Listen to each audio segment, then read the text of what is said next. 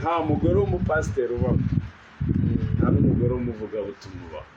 Abagore ntibacecekere mu kwita ko Branham ari Imana yacu. Hari n'abavuga ngo dusenga inzoka, hari abavuga ngo dufite inzoka mu nyuma y'igicaniro, Branham ngo turamusenga. Oya, za nyigisho z'umubatizo ni inyigisho zashyizweho n'amadini, ariko nta hantu intumwa zigeze zishyiraho inyigisho y'umubatizo, ahubwo zarabwirizaga uwakozweho na rya jambo ryabwirijwe akihana akabatizwa mu materaniro, kuko batemererwa kuvuga, ahubwo baganduke nk'uko amategeko nayo avuga.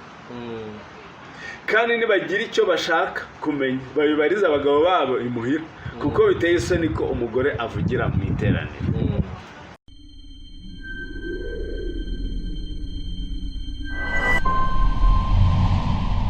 Ibihe byiza nshuti bakunzi ba channel yacu Rugero TV, amahoro y'Imana kuri mwe mwese. Reka nizere ko muri hirya no hino, haba mu Rwanda no hanze y'u Rwanda, muri kudukurikira mumerewe neza. Mboneraho kubifuriza umwaka mushya na Noheli nziza kubayizihiza. Uyu munsi rero twagendereye itorero rindi, turaza kumenya byinshi kuri ryo. Turi kumwe n'umwe mu baribarizwamo, reka tumusabe gutangira yibwira abadukurikiye.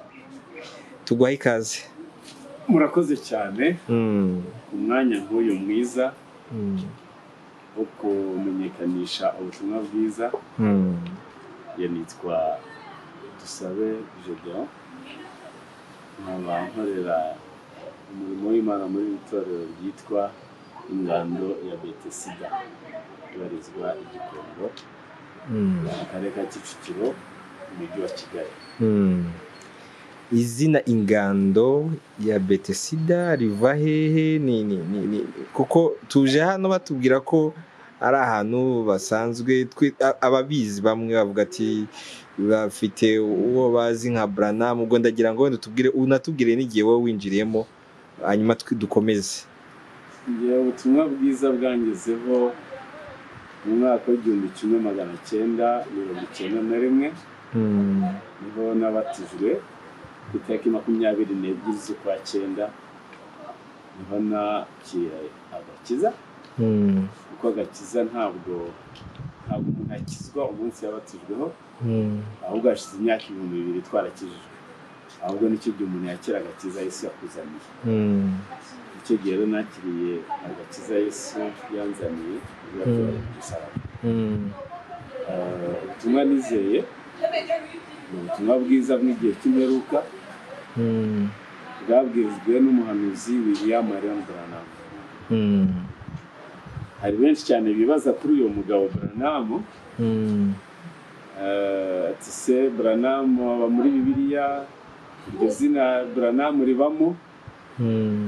Ntabwo habamo izina Branham, ariko habamo isezerano Imana yatanze muri Maraki igice cya 4 umurongo wa 5 n'uwa 6, avuga ngo dore nzabohereza umuhanuzi Eliya. Reka tubisome, byo bitagaragara ko ari jyewe ubyivugira. Ni muri Maraki igice cya 4 umurongo wa 5 n'uwa 6. Dore nzabohereza umuhanuzi Eliya umunsi w'Uwiteka ukomeye kandi uteye ubwoba utaragera. Uwo niwe uzasanganya imitima y'abana yabase n'abana n'imitima y'abana ku yabase, kugira ngo ntazaza kurimbuza isi umuvumo. Hano hari isezerano ryo kugarura imitima y'abana ku yabase. Harimo isezerano muri uyu murongo, harimo isezerano rya Eliya ugomba kugarura imitima y'abana ku yabase. Hari n'indi rigarura abana imitima yabase. Ba data ni bande? Ba data ni intumwa zatujyaje ubutumwa bwiza, abana ni twebwe. Eliya agomba kuza kugarura kwizera kwacu, kwizera kw'intumwa, kubera Imana yarayibonye ko mu minsi y'imperuka amatorero menshi cyangwa se amayobokamana azaba yarataye ubutumwa bwiza bwatangijwe n'intumwa ku munsi wa Pentekote. Wenda tugaruke gatoya kuri ku Ingando ya Betesida. ni izina wenda Branham yasigiwe yagombaga ingando ni ijambo riba muri Bibiliya. Ego. Ingando ni ukuvuga ahantu, ni ukuvuga itorero, kuvuga ahantu haba hera. Kera habagaho ingando, ni ukuvuga ngo mu gifaransa byita tabernacle. Ni ubuturo fete, ni inyubako, ni ahantu hatuwe, aho Imana itura. Itorero ryacu ryitwa ingando ya Betesida, kuvuga ni urusengero cyangwa se itorero ryitiriwe Betesida. Betesida bisobanuye inzu y'imbabazi. Kuvuga ngo twayitiriye ingano ya Betesida, kuvuga ngo ni ahantu abantu baza kwakira imbabazi zose. Urakoze cyane. Tujye kuri Branham rero, abantu bajyaga bamwumva, uyu munsi bagiye ku amatsiko agiye gushira. Branham ni umuhanuzi. Branham bimeze bite? Ni muntu ki? Mu magambo make wenda udufashe kumusobanukirwa n'uburyo byaje kugenda kugira ngo havuka abantu wenda bamufata nk'umuntu w'icyitegererezo kuri bo. Hari benshi cyane bavuga Branham bakurikije ko babyumva, ariko Branham ni umuntu nkatwe, ariko akaba afite impano yihariye, kuko twese ntabwo ariko dufite impano zimwe. Muri Bibiliya tubwira impano y'ubuhanuzi, ikatubwira n'umurimo w'ubuhanuzi. Mu gifaransa tubyita ministère du prophète et le don de la prophétie. Branham rero ntabwo ari impano y'ubuhanuzi yatuzaniye, ahubwo yaje ari prophète, ari umuhanuzi wo bita le prophète majeur, umuhanuzi a vrai terme, nk'uko twavuga Mose, nk'uko twavuga Paulo, nk'uko twavuga n'abandi bahanuzi benshi babaye muri Bibiliya. William Marion Branham yavukiye muri Amerika, ni umunyamerika. Itariki 6 z'ukwezi kwa kane mu mwaka w'1909 avukira aho bita Kentucky. Nkeka ko ari muri Amerika yo hagati, niho yakuriye. Nyuma yaho yavukiye mu muryango w'abakene, bamwe ntabwo bari bazi n'iby'Imana.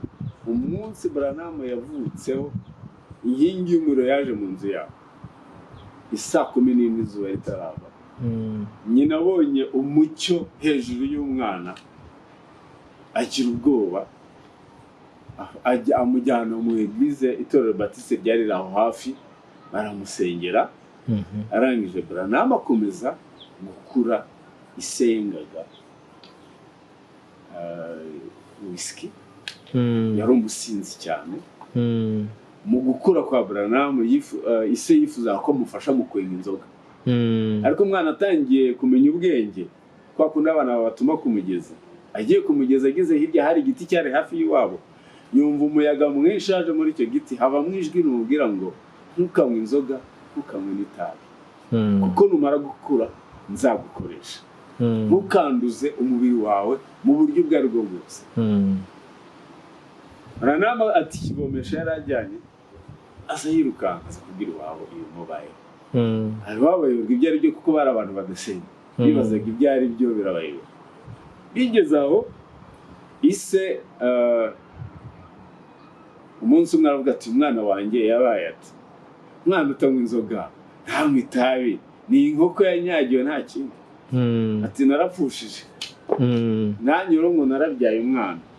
None Branham ashaka kwereka papa we ko nawe ari umugabo, ashaka kunywa inzoga. Agiye kwifata ngo ayinywe, yumva nka wa muyaga yabonye muri cya giti, ahita ajugunye icyo yari agiye kunywesha hasi, arirukanka. Ise ahita avuga ati mwayibonye. Ni nako byamugendekeye, ari kumwe n'abagenzi be bashaka kumunywesha itabi.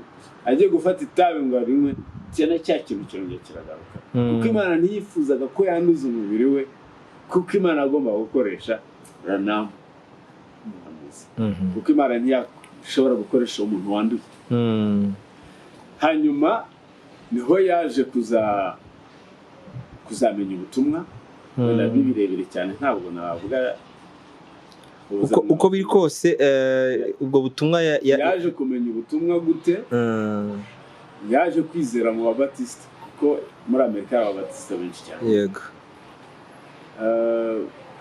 aza kuzapfa na pasiteri we wamubwiye ngo asengere umugore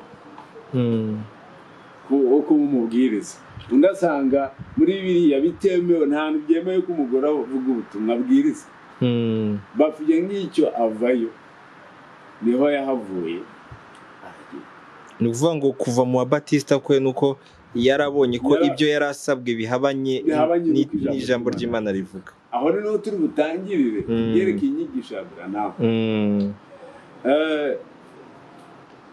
ubwo yatangizaga itorero mu mwaka w'igihumbi kimwe magana cyenda mirongo itatu na gatatu niho yaje ubwo yabatizaga kuko Imana yaje kumuhishura ko umubatizo nyakuri ukorwa mu izina ry'Umwami Yesu Kristo kandi mu mazi menshi mu gihe arimo abatiza ageze ku muntu wa 17 niho ijwi ryamanutse inkingi y'umuriro iramanuka hasohoka ijwi muri ya nkingi y'umuriro avuga ngo nk'uko nohereje Yohana Umubatiza gutegura kuza kwanjye kwa mbere nawe nkohezanyije n'ubutumwa kugira ngo utegure kugaruka kwanjye kwa kabiri abantu bari aho barumirwa niho yatangiye kuvuga ubutumwa itorero rye ryitwaga ngo iki niryo riri itorero rye byabaye ngombwa ko ryitirirwa izina rye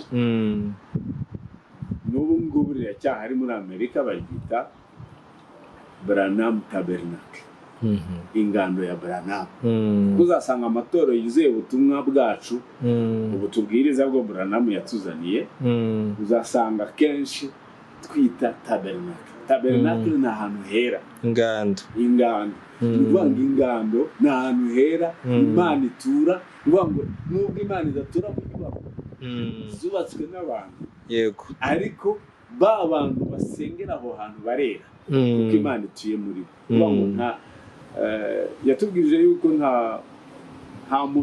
urabona nko ku musozi Sinayi Imana igiye kumanuka kuri uwo musozi yabwiye Abisirayeli kudakoraho ntabwo ati ntagire umuntu wegera uwo musozi kuko umusozi urera ntabwo ari umusozi weraga ahubwo yari Imana yera kuri uwo musozi ni ukuvuga ngo nta muntu wera ubaho ahubwo ni umwuka wera mu muntu nta n'inyubako yera ibaho ahubwo ni Imana yera mu nyubako ituye muri ba bantu basengera muri ya nyubako ariko kubera ari ahantu hera herejwe Imana hitwa ingando hanyuma ubwo Branham atangira kubwiriza gutyo inyigisho ye ya mbere ni umubatizo nk'uko intumwa zabatizaga intumwa zabatizaga gute murabizi ko Yesu yamaze imyaka 3 n'igice kuri iyi si yigisha abigishwa be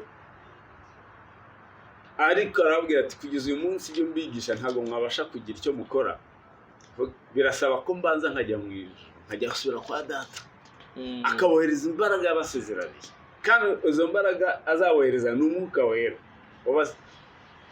wabasezeranijwe umwuka wera naza azabayobora mu kuri kose umwuka wera amaze kumanuka murabizi ko Yesu nigeze ababwira ngo bajye mu cyumba cyo hejuru ahubwo Petero n'izindi ntumwe kubera ubwoba bari bafite bagiye mu cyumba cyo hejuru kuko bari bafite ubwoba kuko babaga batarakira umwuka wera ni ukuvuga ngo umwuka wera waje ari imbaraga z'Imana zije kubasobanurira ibyo Yesu yabigishije bakiri kumwe nabo batabasha gusobanukirwa noneho umwuka wera umaze kuza bwabwo bari bafite burashira kuko umuntu ufite umwuka wera ntajya atinya ntagira ubwoba atinya icyaha cyo nta kindi kintu atinya ku isi umwuka wera umaze kuza Petero wari umunyabwoba arasohoka kuko umwuka wari umaze kumanuka batangiye kuvuga indimi barahanura abantu bari baje mu munsi mukuru batangira kumva ba bantu bari mu cyumba cy'ejuru barimo bavuga indimi ziwabo basohotse arabwira bamwe barabatangiye kuvuga ati abantu basinze si ibintu ni ibiki bibaza ibyo ari byo Petero arabwira ati aba bantu ntabwo basinze nk'uko mubivuga ahubwo ni ibyahanuwe n'umuhanuzi Yoweri ko mu minsi ya nyuma nzasuka umwuka wanjye abahungu n'abakobwa n'abakecuru n'abasaza n'abana bazahanura bavuga indimi nshya. Petero atangiye kubabwiriza bigeze ku murongo wa 37 baravuga bati mu gice cya kabiri cy'ibyakozwe n'intumwa babaza Petero n'izindi ntumwa ati bagabo bene data tubigenze gute? Bumvise amagambo ya Petero bacumise mu mitima yabo batangira kwibaza ati se tubigenze gute? Petero arabasubiza ati nimwihane. Yesu yahaye Petero urufunguzo rw'ijuru, kandi niwo munsi Petero yafunguriye ijuru abifuzaga kurijyamo. Yarabwiye ati icya mbere nimwihane, icya kabiri umuntu wese murimo abatizwe. Umva icya mbere namwe ya mbere ni iyihe? Ni ukwihana. Ya kabiri ni ukubatizwa mu izina rya Yesu Kristo, mubone ko harirwa ibyaha byanyu, namwe muzahabwa impano y'umwuka wera, kuko iri sezerano ni iryanyu, ry'abana banyu n'abari kure n'abo Uwiteka Imana yacu izahamagara. Ni ukuvuga ngo umuntu wese uzahamagarwa n'Imana wese agomba kubatizwa mu izina ry'Umwami Yesu Kristo. Branham atangira kubwiriza abatiza abantu mu izina rya Yesu Kristo, kuko yaberekaga yuko twubatswe ku rufatiro rw'intumwa n'abahanuzi. Niko Petero yavuze na Paulo, tubatswe ku rufatiro rw'intumwa n'abahanuzi. Bivuga ngo itorero ryose rigomba kuvuka kuri iyi si, niba rishaka kuba itorero nyatorero rigomba kubakwa ku rufatiro rw'intumwa n'abahanuzi. Icya mbere ni uko mugomba kubatizwa nk'uko intumwa zabatizaga, kuko nta hantu uzigera usanga muri Bibiliya umuntu yigeze abatizwa mu izina rya Data wa twese n'Umwana n'Umwuka wera. Uwo ni umubatizo watangiriye i Roma, ntabwo watangiye i Yerusalemu. Icyo ni icya mbere. Ni ukuvuga ngo icyo gihe abatizwa gute? Ni ukubatiza mu mazi menshi, ariko kuko kubatiza bisobanuye kwibiza. Batize biva mu ijambo ry'ikigereki bivuze baptize. Nakumvise. Ni ukuvuga ngo umubatizo nyawo ni umubatizo wo mu mazi menshi. Mu mazi menshi mu izina ry'Umwami Yesu Kristo. Ni nayo mpamvu tubwira umuntu ugiye kubatizwa, tega amatwi ukubatiza izina ribuvuge.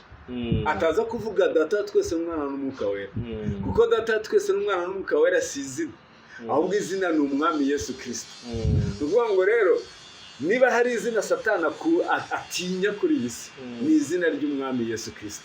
Iyo uvuze Data twese Satani ntahunga, ariko iyo uvuze Yesu Kristo buri Satani na dayimoni irakumvira ikagenda. Ni nayo mpamvu ibyo dukora byose tubikora mu izina ry'Umwami Yesu Kristo. Ibyo dukora byose byaba mu magambo byaba no mu bikorwa tubikora mu izina ry'Umwami Yesu Kristo. Icyo ni kimwe. Icya kabiri, ibyo ni byo mugenderaho. Iyo ni inyigisho imwe mu nyigisho Branham yatuzaniye, yerekana yuko kuko Yesu avuga ati abahanuzi b'ibinyoma muzababwirwa n'inyigisho yabo. Ni ukuvuga ngo rero tuzareba n'ibyatwigisha bigendanye n'uko Bibiliya ivuga. Icyo ni icya mbere. Icya kabiri, niwe watweretse nyakuri ubumana bwa Yesu Kristo. Yesu Kristo niwe Mana yonyine, nta yindi Mana ibaho. Abenshi bavuga ngo ni umwana. Yesu yaje yitwa umwana w'umuntu, yitwa umwana w'Imana, umwana wa Aburahamu n'umwana wa Dawidi. Abenshi babaza ikibazo, ese abo bose uko ari bane baramubyaye? Iyo ni imvugo y'umwuka. Umwana w'umuntu bisobanuye umuhanuzi. Yesu yaje ari mu muhanuzi. Umwana w'Imana bisobanuye Imana yambaye umuntu, kuko Yesu avuka yavutse ari Emmanuel, bisobanuye Imana iri kumwe natwe. Naho iby'umwana, iyo uvuze umwana ni uwabyawe. Ese Imana irabyara? Ko biri tubwira ko Yesu yahozeho kera, yamubyaye gute? Ahubwo Imana ishaka gucunguraho ku isi yambaye umubiri, inyura mu nda ya Mariya, arangije aravuka arakura. Ni nayo mpamvu uzasanga muri Bibiliya nta hantu na hamwe Yesu yigeze yita Mariya nyina. nta nigeze amwita mama we. Igihe cyose abantu nibo bashaka kubimwitirira ngo umubyeyi we. Uribuka hano ubukwe bw'ikana, Mariya yaramubwiye ati vino yawe ashiranye. Yesu arangira aramubwira ngo femme, mugore. Ibyo tubihuriyeho gute? Sinzi ko hari uwatinyuka kwita nyina umugore. Byagaragara yuko wubahutse kwita mama ukubyara ngo umugore, ariko amwise umugore. Nta namwe yigeze amwita mama we. Ruvuga ngo Mariya Imana yaramukoresha kubwo kubyara Yesu, ariko Yesu si nyina, Mariya si nyina wa Yesu, kuko nta raso na rikeya rya Mariya Yesu yarafite. Yesu Branham natweretse ko Yesu Kristo ari we Mana wenyine. Ndaza kugusomera umurongo umwe hano, wenda ntiriwe njya muri byinshi cyane. Hano hari ahantu Bibiliya itubwira, ndasoma umurongo wenda kuko imirongo ni myinshi, wenda ushobora kuba yakenera kumenya byinshi kuri byo yatugushaka, ariko nagira ngo nsome umurongo hano wo muri Bibiliya uvuga aho Yohana yavuze. Urwandiko rwa mbere rwa Yohana igice cya 5 umurongo wa 20 na 21. Umurongo wa 20 gusa. Kandi tuzi yuko umwana w'Imana yaje akaduha ubwenge ngo tumenye iy'ukuri, kandi turi mu y'ukuri kuko turi mu mwana wa Yesu Kristo. Iyo niyo Mana y'ukuri n'ubugingo buhoraho. Mu Gifaransa bayivuga gutya, aravuga ngo nous savons aussi que le Fils de Dieu est venu et qu'il nous a donné l'intelligence pour connaître le véritable, et nous sommes dans le véritable en son Fils Jésus-Christ, celui qui est le Dieu véritable et la vie éternelle. Aravuga ngo niwe Mana y'ukuri n'ubugingo bw'iteka. Nta mana ebyiri zibaho, nta mana eshatu zibaho. Ni nayo mpamvu Isirayeli, kuko ari wo bwoko Imana yari yaratoranije, bwizeraga Imana imwe y'ukuri, ari nayo yambaye mubiri. Bibiliya iravuga ngo Imana yagendereye Isirayeli ntiyabimenye. Niyo mpamvu Yesu ubwo yari ari yamanukaga ku musozi wa Elayono kuri le mont des Oliviers agiye Yerusalemu, yageze ahararira, arebye Yerusalemu aravuga ati, aririra Yerusalemu aravuga ngo mbabajwe nuko Yerusalemu we utigeze ugera umenya umunsi wagenderewe. Uvuga ngo Imana yagendereye Isirayeli, Isirayeli ntiyabimenye, ariko Imana yari yambaye umubiri. Niyo mpamvu umunsi umwe tena kuko gusoza kuri ibyo by'ubumana bwa Yesu Kristo, kuko byaba inyigisho ndende. Yesu umunsi umwe Satani yashatse kumushuka, arangije aramubwira ati, aramushuka aramubwira ati niba uri umwana w'Imana, aramubwira ngo amwereka ku gasozi, amujyana hejuru y'agasozi y'agasongero, ngo amwereka isi imirwa n'isi ari nziza. Aramubwira ati nupfuka mukandamya, turabona biriya byose ni ibyanjye, nupfuka mukandamya ndabiguha. Yesu arangira aramubwira ati ntukagerageze Uwiteka Imana yawe. Satani ntigeze asubiza, yahise agenda. Nawe yahise arekonesa ako kanya yuko Yesu bavugana ari Imana ye. Bivuga ngo rero Yesu Kristo yari Imana yambaye umubiri. Ntabwo Yesu Kristo ari umwana cyangwa ngo bavuga mu persona wa kabiri. Imana ubwayo yambaye umubiri. Hari umuntu udukurikiye ushobora kwibaza ko hari, kugira ngo niba nibeshye, ijambo rivuga ngo aba data muri Bibiliya. Data umwana. Data ni icyubahiro. Ni nk'uko nanjye ndi papa, nkaba mfite umwana. Mbere wa mwana ndi papa, ariko mfite izina ryanjye nitwa Gedeon. Umwana imbere yanjye ni umwana ariko afite izina. Ni nk'uko n'umugore wanjye ashobora kuvuga ati imbere yanjye ndi umugabo we, mfite titire y'umugabo ariko mfite izina. Bivuga ngo data nawe ntabwo ari izina, ni titire Imana yafashe. Hano hari bemetse kuko gusubiza ikibazo mbajije, bigusomere mu ba Efeso Pawulo yarabisobanuye igice cya 4 aravuga atya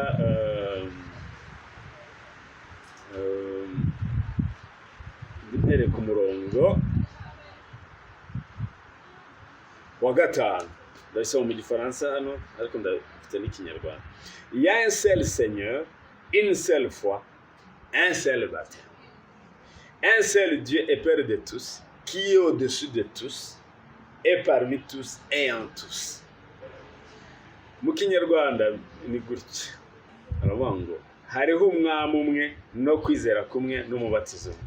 Hariho Imana imwe ariyo data wa twese udusumba twese uri hagati yacu twese kandi turimo twese.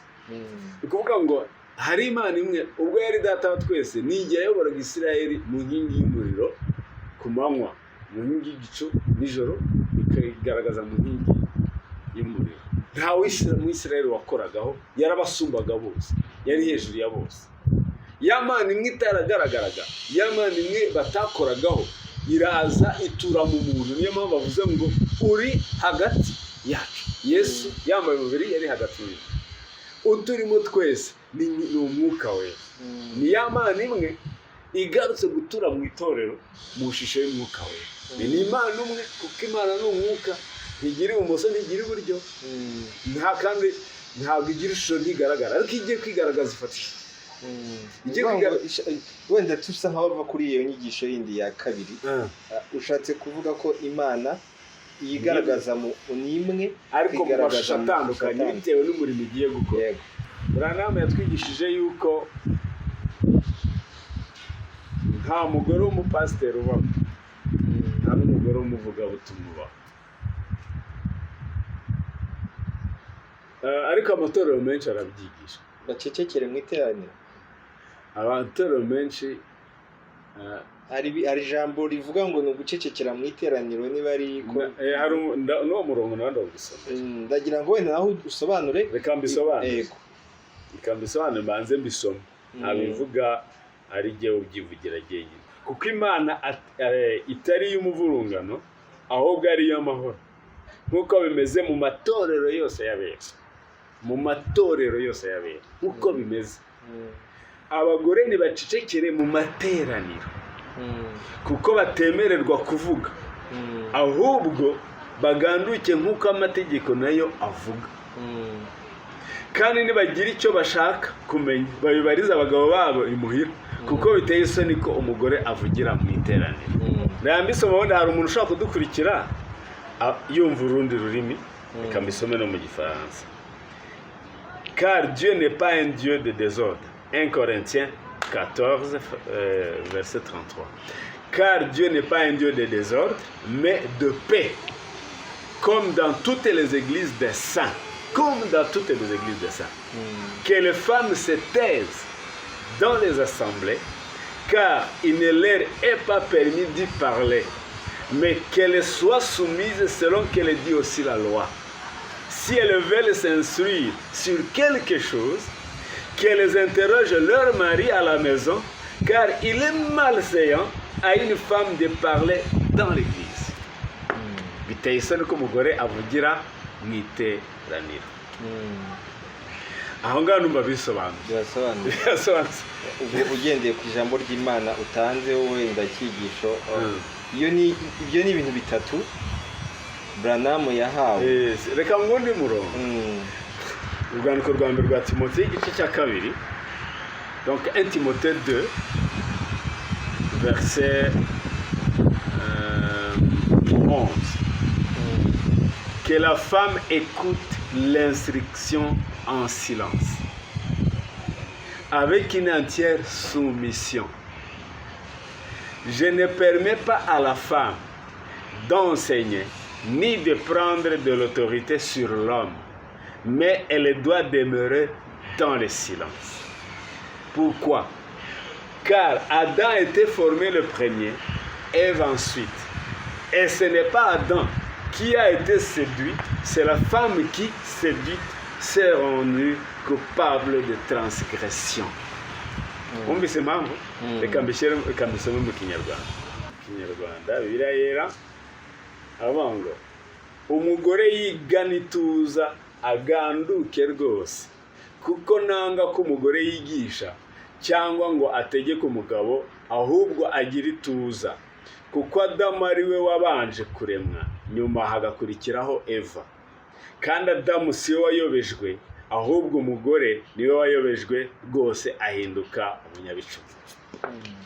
Ni ukuvuga ngo ni iki gitumye Pawulo avuga ngo umugore ntakigishe ahubwo aganduke? Hari ibintu bibiri abujije umugore.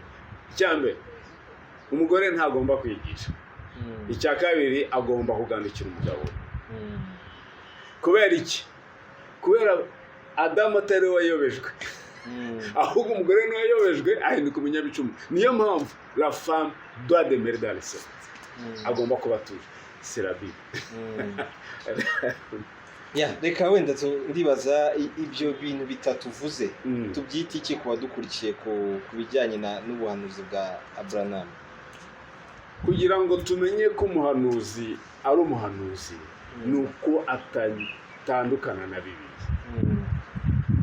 Yaje kutugarura ku nyigisho z'ishingiro, l'enseignement fondamental de l'église primitive. Vuga ngo inyigisho shingiro ry'itorero ryabanje kuri Pentecote. Amadini amaze kuba menshi yaraje ata ka kamero ka kera itorero ryari rifite, ryinjira mu nyungu, ryibagirwa ya nyigisho intumwa zigishije. Branham, kuko Imana yari yasezeranye ngo izatuhereza umuhanuzi mu gihe cy'imperuka, mbere ko umunsi w'Uwiteka ukomeye uteye ubwo butaragera, niho yadusezeranye yuko azatwohereza umuhanuzi akarutugarura hahandi amatorero yari yarataye. Koze cyane.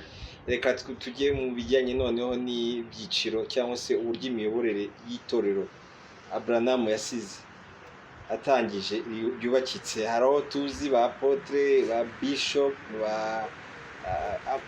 hari amatitire menshi atandukanye. Mwebwe mu itorero ryanyu imiyoborere yanyu yubakitse gute? Twebwe tugenda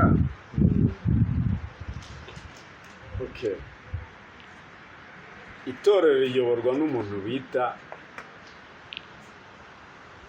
évêque, umwepiskopi. Umwepiskopi ni fonction, ni umurimo, ariko habaho icyo bita ministère. Ministère byigeze ndazikwereka muri Bibiliya. Ministère ziri muri Ephésiens 4, Efesi igice cya 4, niho batubwira 5 ministères. Ministère ni nk'Imana, w'umurimo w'Imana. Ni nk'uko Pawulo yari afite ministère de prophète, yari afite ministère aussi d'apôtre, yari intumwa, yari n'umuhanuzi. Ariko itorero ntabwo riyoborwa n'izo ministère. Ushobora kuyobora itorero ariko ufite imwe muri izo mpano. Izo ngibyo wenda iby'abantu bihaye amatitire ya za apotre n'ibiki, ibyo ni ibyabo sinzi aho babikura. Ariko Bibiliya itwereka apotre, itubwira intumwa nk'uko Pawulo yari intumwa, kandi yari impano yo kuvuga ubutumwa, ntabwo yari kuyobora itorero. Ariko kuyobora itorero Bibiliya imwitana. Reka turebe, reka mbisome. Erezuma kumbaje icyo kibazo nacyo nari kukivugaho, ariko reka mbisome. Reka mbisome mu Kinyarwanda. Urwandiko rwa mbere rwa Timoteyo igice cya 3 nereka umurongo wa mbere. Haravuga ngo iri jambo ni ryo kwizerwa, ngo umuntu nashaka kuba umwepiskopi aba yifuje umurimo mwiza. Numva kabiri, nuko umwepiskopi akwiriye kuba inyangamugayo, no kuba umugabo w'umugore umwe, abo udakunda ibisindisha, wirinde, ugira gahunda mu kubaho kwe, ukunda gucumbikira abashyitsi, ufite ubwenge bwo kwigisha, utari umunywi wa vino cyangwa umunyarukoni, ahubwo abo umugwaneza, utarwana, utari umukunzi w'ibibi, utegeka neza aho mu rugo rwe, agatera abana be kumvira no kubaha rwose, mbese utazi gutegeka abo mu rugo rwe yabasha ate kurinda itorero ry'Imana? Urumva ariko agomba kuba ari umugabo uri mariye, ngomba kuba ari umugabo ufite umugore kandi bana babiri, ntabwo ari umugore w'umugabo ni umugabo ntabwo ari umugore. Ni niyo mpamvu nta hantu uzigera ubona yuko Imana yaragije itorero abagore. Oya, uyobora itorero agomba kuba ari umugabo, ndagira ngo urabyiyumvire, agomba kuba ari umugabo w'umugore uzi kuyobora neza abo mu rugo rwe, abana be bumvira. Ati sitazi kuyobora urugo rwe yayobora ate itorero ry'Imana? Nuvuga ngo itorero rihera mu rugo iwawe. Niba iwawe bigenda nabi, ntabwo abantu uzaza kugisha inama umugore wanjye yananiye kandi nta mugore ugira, cyangwa uwiwawe yakunaniye waratandukanye n'umugore wawe, ubwo se wagira inama utabashakanye kandi wowe kuyoborwa byarakunaniye. Ariko si umugore, aba bagore babyihaye zo murongo aho bawukura, ariko umurongo mfite nta hantu nzi umugore yarabwira itorero kuriyobora. Ni ukuvuga ngo rero ku byerekeye minisiteri rero, c'est pour l'édification. Bible ivuga ngo c'est pour l'édification du corps de Christ, kubwo gukomezwa k'umubiri wa Kristo. Ni mu Baefeso igice cya 4 niho batubwira ibyerekeye cyitwa minisiteri ngo uwamanutse niyo wazamutse ajya hejuru y'amajuru yose kugira ngo asohoze byose. Nuko habamwe kuba intumwa ze, abandi kuba abahanuzi, n'abandi kuba ababwirizabutumwa bwiza, n'abandi kuba abungeri n'abigisha, kugira ngo abera batunganirizwe rwose gukora umurimo wo kugabura iby'Imana no gukomeza umubiri wa Kristo. Wabonye ko hano ari kugabura? Hano ni kugabura iby'Imana, ni ukuvuga ngo gukomeza umubiri wa Kristo. Ntabwo ari fonction, ntabwo ari umurimo. Hano ni impano hawe yo kugabura ibyo by'Imana. Ariko hano twabwiwe yuko umwepiskopi we ni umurimo, ni umurimo arimo ari gukora wo kuyobora itorero. Ariko iyi ngiyi ni impano ufite zo kugaburira iby'Imana. Ushobora kuba ndi umwepiskopi ufite imwe muri izi mpano, ariko si titere yo kujya kurata ko njyewe mfite impano ya evangeliste, ndi docteur, ndi iki n'iki. Docteur ntabwo bivuze docteur. Docteur ni umwigisha, ni umuntu uzi kwigisha inyigisho ya Kristo. Ruvuga ngo iyo ufite imwe muri izi mpano, Imana yiguhaye kugabura. Uko tugabura mu buryo butandukanye. Evangeliste ntabwiriza kimwe n'umudocteur. Docteur ntabwiriza kimwe n'umuapotre. Umuapotre ntabwiriza kimwe na pasteur. Biriya bita pasteur nta niba muri Bibiliya. Bibiliya uriya bita pasteur biri nita évêque, umwepiskopi. Pasteur ni don, pasteur ni ministère. Waragira ngo wabyumvisana. Ariko munge. Nuvuga ngo rero iriya biha na amatitre bihaye kugira ngo bazamure icyo twita hierarchie, uko ubona inzego za leta zizamutse natwe tugashaka kwigana leta. Kandi leta n'itorero ni ibintu bibiri bitandukanye. Urakoze cyane. Rero umuntu aribaza ku bijyanye icyacumi, amaturo, mwe murabyemera? Ko Bibiliya ibyemera se twabyanga gutse? Biratangwa nk'uko ijambo biratangwa kimwe mu 10.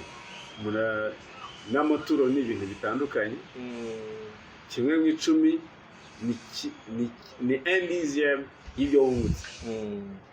Utanga ushimira Imana. Ntabwo ubitanga kuko gufasha umukozi w'Imana runaka. Ubitanga kuko ari inshingano zawe, kuko Imana yaguhaye umugisha. Imana yaguhaye umugisha wungutse, tanga 1/10 mu byo wungutse. Imana iri kujya mu guhumugisha. None se mwebwe byaba biriho ko noneho muhemba umu évêque wanyu cyangwa se mwese mubikora nk'Imana? Oya, hari administration interne y'itorero. Ku itorero igomba kuba rifite administration, ntabwo igomba kugira désordre. Ubwo pasteur afite uko abaho uko Bibiliya bivuga. Hari n'abandi. Amaturo afite icyo akora, na kimwe mu 10 nacyo gikora umurimo w'Imana. Ariko ntabwo imirimo ya byombi ari imwe. Ni ukuvuga ngo kimwe mu 10 ubundi mu isezerano rya kera cyatungaga Abalewi. Umutambyi niko birivuga, yatungwaga na kimwe mu 10 cy'Abisirayeli batanga. Abandi barakoraga, ariko umutambyi akaguma mu ihema ry'ibonaniro kubwo gukemura ibibazo by'Abisirayeli. Nawe agatungwa na iki icyo kimwe mu 10 mwungutse kuko iyo ufite ikibazo ukizana kuri niwe agomba kubona igisubizo cy'ikibazo ufite.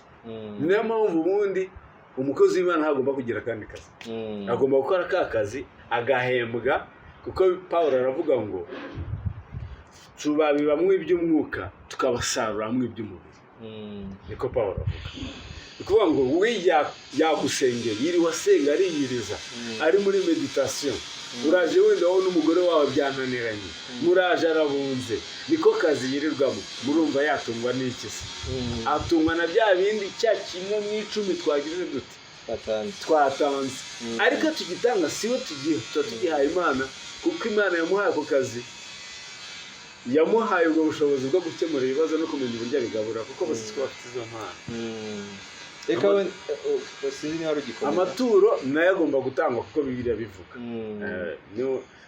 Tugomba gutura, tugomba gutanga amaturo kuko Bibiliya avuga ngo tugomba guha Imana amaturo yacu. Kuko ntabwo wakenera ngo Imana iguhe umugisha mu rugendo, Imana iguhe umugisha mu kazi, ubone promotion, ukeneye gusengerwa, kuko ibyo tubona byose tubikesha Imana. Niyo none se niba Imana iguhaye wowe urayigenera iki? Hariho amaturo y'ubwoko bwinshi, amaturo y'ishimwe, ibyo byose muri Bibiliya bibamo. Hari ay'ishimwe, hari amaturo y'uburyo butandukanye Abisirayeli bakoraga ku byo Imana yagukorera. Ntabwo Imana yagukorera igitangaza. N'urugero, iragufashije urakize, twebwe turwaye corona, njyewe ndapfuye wowe urakize, ntuzaza gushimira Imana ko Imana yagukize? Nta gitangaza wakoze, Imana niyo yahisemo. Tugomba gushima rero, kandi ushima ntazi imboko. Reka twinjire noneho muri gahunda y'iteraniro risanzwe. Niba hari aho ritandukanye n'amagahunda y'amateraniro y'andi matorero, cyane ko reka mbivuge gutya, hari uburyo abantu bagiye bibeshya, ababranamu basenga gutya, reka nkoresha iryo jambo ko bakunda kubita ngo ni ababranamu, kubera ko wenda ababranamu uvugwa bakabifata gutyo, nkeka ko mu Banyamerika bongera ngo ariko banabita. Ushaka kubura wabuze igizina twita, atwita ababranamiste. Nta nubwo tubihakana cyane, kuko Branham si mubi kuba twamwitirirwa, ariko ntituri ababranamiste, turi abakristo. Uzasanga n'umuntu wizeye ubutumwa wese ntazakubwira ko ari umubranamiste, ahubwo ibyo ni izina twitwa n'abantu bo hanze, kuko babumva kenshi dukunda kuvuga Branham, ariko ntabwo turi ababranamiste, ahubwo turi abakristo. Urakoze cyane. Ubwo nicyo ni kimwe mu rujijo ukuyeho. Reka wenda tugaruke kuri gahunda y'amateraniro. Ibiteye ite ku busanzwe mwebwe, hari aho bihurira n'andi matorero, cyangwa se mwe mufite umwihariko mu buryo bwa gahunda y'amateraniro yanyu? Gahunda y'amateraniro nasanzwe, ariko turaririmba. Amateraniro ni iki? Amateraniro iyo tuje ahantu duteranira dusengera haba ahera, ntabwo ari ahantu ho gukubagana. Bagenzi bacu barabizi, bene data bashiki bacu bazi ko iyo injiye mu rusengero ni ukuvuga ngo gahunda zo hanze urazibagira, telefone urayizimya, ukinjira muri meditation, utangira kwitekereza no gutekereza ku Mana. Nta mwanya wo kureba iby'uruhande, kureba mugenzi wawe. Iyo ubikoze uba unyuranije na gahunda. Ni ukuvuga ngo rero iyo uje mu materaniro uje gusenga, kuririmba no kumva ijambo ry'Imana. Ni ibintu bitatu: gusenga, kuririmba ko Imana yaririmbirwa n'umwami, cya gatatu kumva ijambo ry'Imana. Twe rero duprivilege, duha amahirwe cyane abantu kumva ijambo ry'Imana kurusha bya bindi by'indirimbo nyinshi. Tugira gahunda, turaririmba, kandi turirimba mu buryo bwa rusange. Ntabwo ari bya bintu byo gufata korari tuyishyira hariya ituririmbire nk'aho turi abatware. Umutware ni umwe mu rusengero n'Imana yenyine. Twebwe turirimba hamwe, buri wese agomba kuramya Imana. Nta korari ibamo, nta hantu yigeze atubwira ko tugira korari, nta n'ahantu muri Bibiliya havuga korari. Bibiliya itubwira ko tugomba kuramya Imana. Nta muhanzi, umuhanzi ntayabaho. abahanzi abaho bisanzwe ariko korale bya korale no ya groupe y'abantu bafite uburyo bayobora praise and worship usanga ubwabo tuvuge itsinda ryo kuramya no guhimbaza ari itsinda ryabo ya bashobora kuza wenda dufite umuyobozi w'indirimbo akajyana nabo ashobora no kuba abahimbaza ushaka guhimbaza yahimbaza ntacyo yarabisaba tukabimuha ariko ntabwo tujya muri bya bintu byo kuvuga ngo dufite korali izwi yitwa runaka iri aho ngaho itumirwa mu bitaramo ijya hena nta hantu ubutumwa bwiza bubitubwira kandi ubutumwa bwiza ntibubwirizwa muri korali ubutumwa bwiza burabwirizwa kuririmba ni ukuramya ntabwo ari ukuvuga ubutumwa abanyamadini bavuze ngo kuririmba ari ukuramya ngo ni ukuvuga ubutumwa ntabwo kuririmba ari ukuvuga ubutumwa kuririmba ni ukuramya Imana twese tukayiramya ariko ubutumwa bwiza burabwirizwa abantu bakihana bagasengerwa uzabasanga muri Bibiliya abantu bihariye bose nuko babaga babwirije ntabwo babaga baririmbye bishatse kuvuga ko mwe mushingira cyane ku kintu cyitwa ijambo ry'Imana iki cy'ingenzi kuko aricyo kidukiza ijambo ryo ritubohora naho indirimbo yego ni indirimbo zidufasha kwinjira mu mwuka kugira ngo kuko usenga wese agomba kubanza akaririmba nta bya bintu byo kuvuga ngo njyewe ndaje bicaye nteze amatwi barandirimbiye hariya barabwirije nangiza ntahe kandi Imana ikeneye ko nyiramye niyo mpamvu bavuga ngo mu materaniro nta munyacyubahiro ubaho umunyacyubahiro ni Imana yenyine niyo n'abandi minisitiri cyangwa depite ukaba winjiye hano mu rusengero utangiye gusenga ibyubahiro byawe bisigara hanze icyubahiro kikaba cy'Imana yenyine buri wese akaramya hamwe n'abandi akinjira mu bandi niyo mpamvu uribuka Dawidi ubwo isano gisezerano ninjiraga mu rugo iwe yarabyinnye umugore we Mikali amubwira ngo yisuzuguje imbere y'abagaragu be undi aramubwira ati uravuga nk'umugore w'umupfapfa Imana yangize uwundi we Imana yangize Dawidi uyu munsi kondi yarandinze yakoze ibi ngibi yinjira hano nceceke ntibibaho Dawidi yaba ataratinyutse kwiyubaha imbere y'Imana ngo areke kuririmba byo bita kwiyubaha wowe utabikora bindi urusha Dawidi ikiza uvuga ngo rero twese tugomba kurimba Imana hamwe amateraniro asanzwe iyo tumaze kubwiriza dusaba abantu ijambo ry'Imana ryakoze tumusaba niba akeneye gusengerwa agahaguruka cyangwa akaza imbere agapfukama tukamusengera abantu bagakizwa abashaka kubatizwa tukababatiza mu mazi menshi mwe namwe ntabwo mugira inyigisho z'umubatizo umuntu yamaze kwihana muhitamo iyo umuntu amaze kwihana iyo umuntu yakozweho nuko hari ijambo ryamukozeho za nyigisho z'umubatizo ni inyigisho zashyizweho n'amadini ariko nta hantu intumwa zigeze zishyiraho inyigisho y'umubatizo ahubwo zarabwirizaga uwakozweho na rya jambo ryabwirijwe akihana akabatizwa akinjira agatangira urugendo rwa gikristo ariko ntabwo bya bindi by'amigisho bashyiraho ni inyigisho ni organigramme yashyizweho ubundi biravuga ngo mugende muhindura abantu kuba bigishwa abantu abazizera muzababatiza kandi kwizera kuva ku by'umuntu yumva by'ijambo rya Kristo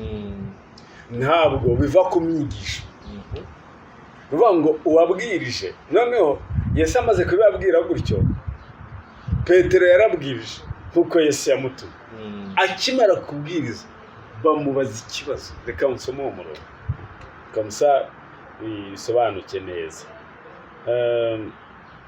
Petero muri Acte des Apôtres ubundi twebwe tuvuga ko ibyakozwe n'intumwa ni ibyakozwe n'umwuka wera ni ibyakozwe n'umwuka wera mu ntumwa ntabwo ari intumwa zabyitumye ahubwo ni umwuka wera muri bo wakoze ibi bikorwa hano mu gice cya kabiri umurongo wa 36 cyangwa 37 ngo abo bantu bumvise ibyo bibacumita mu mitima nuko babaza Petero n'izindi ntumwa bati bagabo bene data mbese tugire dute urabona ko bari bakozweho n'ijambo Petero yabwirije ntabwo yaraziranye nabo ariko abwirije bakorwaho bakozweho babaza Petero n'izindi ntumwa, bagabo bene data tubigenze gute?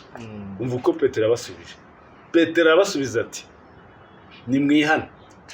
Nige nari nabikubwiye, umuntu wese muri mwe abatizwe mu izina rya Yesu Kristo ngo mubone kubabarirwa ibyaha byanyu, kandi namwe muzahabwa impano y'umwuka wera, kuko isezerano ari iryanyu n'abana banyu n'abari kure bose abazahamagarwa n'umwami Imana yacu, ndetse nawe urimo. Nuko akomeza kubahamiriza n'andi magambo menshi arabahugura ati mwikiza y'iki gihe biyobagiza. Nuko abemeye amagambo ye barabatizwa. Wabyumvise?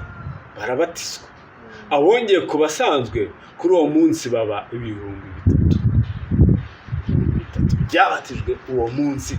Bamaze kumva ni nk'iminota 15 yabwirije abantu bahita bihannye babajyana mu mazi. Urumva ko nta yindi formule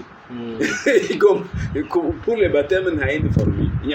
Bishatse kuvuga ko n'abari babashakanye bo bitari ngombwa abagiye gushakana ugasanga amatora arabanza kubaha impuguro cyangwa birabyo ntacyo bitwaye. Birabyo gushakana ni yindi etape. Gushaka umugore cyangwa umugabo hari inyigisho, hari amatora agira inyigisho mugomba kubategura. Natwe twigisha abagiye gushyingira. Yego, tubabwira uko Bibiliya ivuga ku bashakanye bigenda gute. Ese ugiye mu biki? Ese uzu gushaka umugore cyangwa gushaka umugore bigenda gute? Ese kubana n'umugore bigenda gute? Kubana n'umugore gabo bigenda gute? Hari amabanga y'urugo bagomba kumenyeshwa. Ibyo ni ibintu bisanzwe bitandukanye no kubatizwa. Kubatizwa ni ugukorwaho, naho gushaka ni ukubana n'umuntu muzabana iteka. Ibyo ni ibintu bitandukanye. Bifata igihe, ushobora no kudafuha, ushobora no kwigisha umunsi umwe ukabimenya. Ariko iyo ujya gushaka umugore ni procedure, ufite uko usenga, umukozi w'Imana aba ahari kubwo kugufasha. Niba wagize igitekerezo cyo kubaka ujya kugisha inama. Reka duse nk'abagana ku musozo. Iyi ni Urugero TV, turi ku bijyanye n'itorero twasuye, baratubwira imyemerere yabo. Bagarutse kuri Abraham, abantu bumvaga ko basenga Abraham, ntabwo ariko kuri ni Kristo bizera. Mwabyumvishe, amatsiko ngira ngo kuri bamwe arashize, ibindi mwumvishe imyemerere yabo aho ushingiye ni ku ijambo ry'Imana. Nkuko ngira ngo sinibeshye, imyemerere yanyu ishingiye kuri hanze ya Bibiliya, ntabwo nta kindi mwemera. Nta kindi twemera Bibiliya. Abraham avuga ngo tumwemere nk'umuhanuzi nuko atigeze ajya hanze ya Bibiliya. Ntabwo tumusenga, ni umukozi w'Imana. Abatwita ko Abraham ari Imana yacu. Hari n'abavuga ngo dusenga inzoka. Hari abavuga ngo dufite inzoka mu nyuma y'igicaniro. Abraham ngo turamusenga. Oya, Abraham ntitumusenga. Abraham ni umuhanuzi, ni nk'uko Mose batamusengaga, ni nk'uko na Pawulo atasengwaga. Ahubwo yaberetse Yesu. Muri iriya niyo nkorera, nawe ari umukorera. Hari n'umunsi umwe wenda kubwo gusoza ndakubwira ibyabaye kuri Abraham. Hari mwene data yari umudiyakoni mu rusengero Abraham yayoboraga, yitwaga Tony Isabel. Yabonye inzozi, noneho yashakaga inzira yo kujya mu ijoro. Noneho ngo aza kuyibura, ariko ngo aza kubona ngo umuntu ku musozi, ngo umuntu nabonye ku musozi ngo yari wowe mwene data Abraham, kuko bamwitaga mwene data. Bamwitaga frère. Ntabwo yari apotre, bamwitaga frère Abraham, kuko ntabwo dutanga ya matitre. Ngo ngo twamwitaga mwene data, na pasteur tumwita mwene data. Kubera iki? Umuyobozi tumwita mwene data kuko none mwene data muri Kristo. Hanyuma none ngo amugize uruhande, ngo aramufata ukuboko aramutwara, ngo bagenda urugendo rutari rurerure cyane, ngo arangije amwereka ibitonyanga by'amaraso muri izo nzozi. Arangije amubwira ati izi trace ensanglante, aka karari karimo aya maraso niko nakurikiye ubuzima bwanjye bwose. Nawe aba ariko ukurikira kazakugeza mu ijoro, kazakugeza aho Yesu. Bishatse kuvuga ngo sinshaka abankurikira, ahubwo ndashaka abakurikira Yesu. nuvuga ngo Yesu niwe anemo Jésus est le thème principal de notre vie. Yesu niwe shingiro ry'ubuzima bwacu. Ibindi Branham nuko yatugije ubutumwa nta kindi. Uvuga ngo gusa icyo mwemera Branham nuko abagejeho ubutumwa n'ubutumwa yabaye mukabwemera. Tukabwemera kandi tugasanga nta bunyuranije n'ijambo ry'Imana. Hano rero ni mukorera ni Gikondo, ngira ngo abwira abantu n'uwifuza kuba yasobanukirwa byinshi akaba yakumva ko yasanga cyangwa se yaterana namwe. Ushaka kumenya hano turi Gikondo hano ku bagide, abantu benshi cyane muri Kigali barahazi no hanze ya Kigali, no dusengera no duteranira. Ikindi ni ushaka kumenya nimero yanjye ya telefone, ashaka kugira icyo asobanukirwa kuri ibyo byose yampamagara.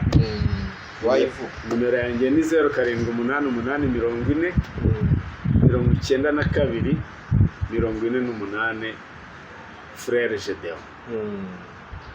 Hari akantu ntagenda ntabajije, mwemera umwanya wo gutambutsa amashimwe muri gahunda y'amateraniro yanyu? Turabyemera cyane kuko Imana ikora ibitangaza. Hari ushaka ko yakijije indwara, ishobora kuba yakijije accident, hari uwabyaye we niba Imana yaguhaye umwana n'ishimwe rikomeye cyane, hari wabonye akazi yari umushomeri, agomba gushima Imana. Ukuvuga ngo namwe n'ubusanzwe impano zose ziri mu ijambo ry'Imana turazemera. Impano zose turazemera. Ariko arabavuga ko habaho abahanuzi bavuga ibintu byamaze kuba. Mwebwe ni gute twebwe twemera impano genzura impano cyane y'ubuhanuzi? Impano z'ubuhanuzi turazemera, ntabwo tuzanga, gusa ntabwo tuzishingiraho cyane kuko habaho benshi babeshya. Ni nayo mpamvu iyo umuntu avuga ko hari icyo Imana yamubwiye, tureba ko kitanyuranije n'ijambo ry'Imana. Icyo ni kimwe. Icya kabiri, dutegereza ko ibyo yavuze bizasohora. Iyo bisohoye tumenye ko ari Imana yabimubwiye. Iyo bitasohoye ubwo turikomereza. Niyo mpamvu ntitubitindaho cyane. Iyo Imana yakubwiye, yagutumye, dutegereza cya kintu yagutumye ko kizasohora. Iyo gisohoye niho tumenya ko ari Imana yakubwiye. Ariko bya bintu byo kugira ngo tubyubakireho, ubuhanuzi bukomeye ni Bibiliya. Ubundi bwose uzasanga abantu benshi nko mu matorero amwe, umuntu ufite yitwa ngo afite impano y'ubuhanuzi ari nawe wumvirwa kurusha n'uyobora itorero. Bamuhaye umwanya udasanzwe. Oya, ntabwo kugira iyo mpano biguha umwanya udasanzwe. Niba ufite ibyo wabwiwe, turabigenzura, tukafata Bibiliya tukareba niba bitanyuranije nayo. Iyo dusanze binyuranije nayo turavuga ni Satani wakugendereye. Iyo ari ubuhanuzi bw'ikintu uvuze kizaba, dutegereza cya kintu ko kizaba. Iyo kibaye tuvuga dushima Imana ko icyo yavugiye muri wowe cyasohoye. Ariko ntibikugira umuntu w'igitangaza. Ishaka kuvuga ko no materaniro yanyu abayobozi baticara imbere. Hahandi tuba dusanzwe tuzi ko hari ibyicaro by'abayobozi. Hari imbere. Hari ubundi hajya ubwiriza gusa. Ubundi abayobozi abayobora gahunda bose bicara hamwe n'abakristo. Ni bisanzwe, aricara bisanzwe aho yicara imbere hari ariko pana imbere uruhimbo uruhimbo rujyaho ubwiriza. Gusa abandi bicara ngo bakamutega amatwi bakamureba ibyo avuga. Ntabwo ari byiza ko ubwiriza abantu bateye umugongo, uko ari abayobozi bateye umugongo, kandi nyiri ijambo n'umutware wa bose mugomba gutegera amatwi ijambo mukicara, waba uri na pasiteri waba uri nandi, uricara ugatega amatwi ijambo ry'Imana ryagukoraho. Ushobora no kuba wakoze icyaha nawe ubwawe pasiteri, bavuga ngo abihana nibandukaza imbere ukihana abandi bose. Frere Gedeon, reka tugushimire cyane. Urakoze cyane. Imana ibahe umugisha kubw'ikiganiro cyiza tugiranye namwe. Ngira ngo abadukurikiye waba wumva ko yanyuzwe n'ikiganiro cyiza twagiranye n'uyu mukozi w'Imana, navuga ko ashobora kuba yamwandikira kuri ya telefone mu buryo bwa message, WhatsApp iriho yanyandikira. Murakoze cyane. Namwe murakoze kuduha uyu mwanya, nubwo twavuze bikeya ariko agakiza ntikava ku magambo menshi n'ijambo rimwe rifasha umuntu. yego Murakoze cyane. Uwiteka Mana ishobora byose, muremyi w'ijuru n'isi, tugushimiye umwanya nk'uyu nguyu duhaye wo kuvuga ijambo ryawe. Biruta igihe kinini tumara kuri iyi si, kuko kuri iyi si akenshi tuba twirukanka hirya no hino dushaka byo kunezeza umubiri wacu, ariko iyo tubonye akanya ko kuvuga ijambo ryawe biba bisuma icyo gihe cyose tumara muri iyi si. Niyo mpamvu uyu mwanya tugushimiye, uhabwe icyubahiro n'ikuzo. Pawulo nawe avuze ati njyewe ndabiba ariko Uwiteka niwe ukuza imbuto. Iri jambo si iryanjye ni iryawe, aho naba nasobanuye nabi wowe usobanurira nyiri kubyumva, turushaho gusobanukirwa ko twese twifuza kugira iherezo ryiza. Umugisha iyi TV yaduhaye akanya ko kuvuga iby'iwawe n'uyu mwene data wemeye kwigomwa uyu mwanya kugira ngo tuvugane iby'iwawe. Habwa icyubahiro n'ikuzo n'iteka ryose mu izina rya Yesu Kristo. Amen.